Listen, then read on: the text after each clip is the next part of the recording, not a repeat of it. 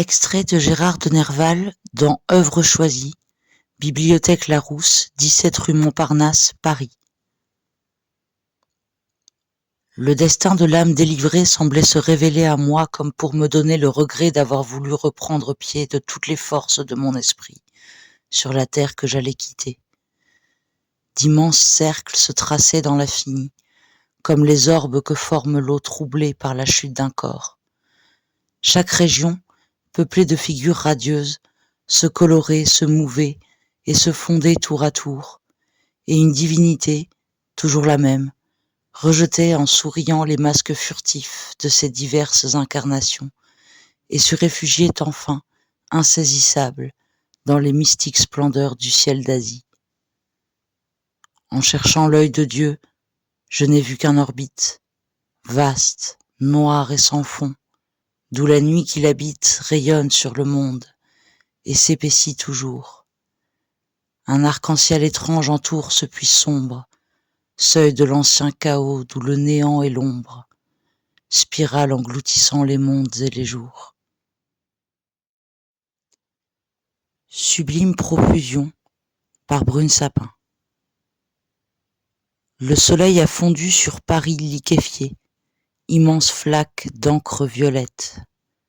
La vision a jailli et irrigue les veines de la ville par les ridules nerveuses de son corps, envahi par une marée noire d'acier et de pétrole qui se répand en vagues destructrices.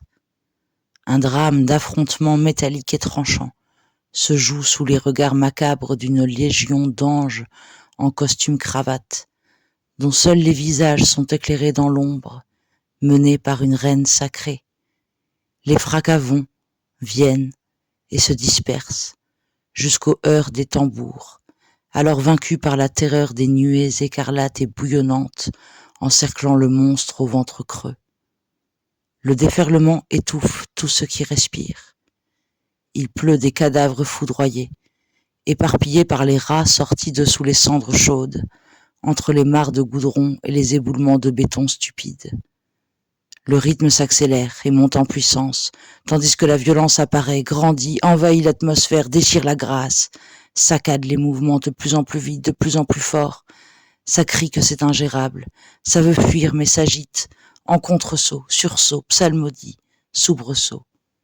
Paris pierre, verre, sueur, ordure, histoire, lumière et machine, point sur la carte balayée d'un souffle traître des vents contraires qui rugissent sur les éboulis calcinés. Elle implore, vacille, tressaute, s'écroule, meurt, dans une rage impuissante.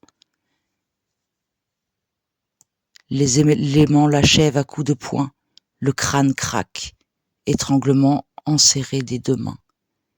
Des artères infernales dont les béances crachent des braises hurlantes se creusent dans les jardins. Quand le coup de feu retentit tout en zébrant la scène d'un éclair de lumière, un brasier vivace, au gré des bourrasques de chaleur, explose des entrailles des cimetières. Une horde de harpies s'étire autour de la terrible reine qui continue de mener la danse en hurlant des vociférations inarticulées qui font des bulles d'air énormes, crevant dans le vent strident. Leur sabbat est au comble de l'hystérie.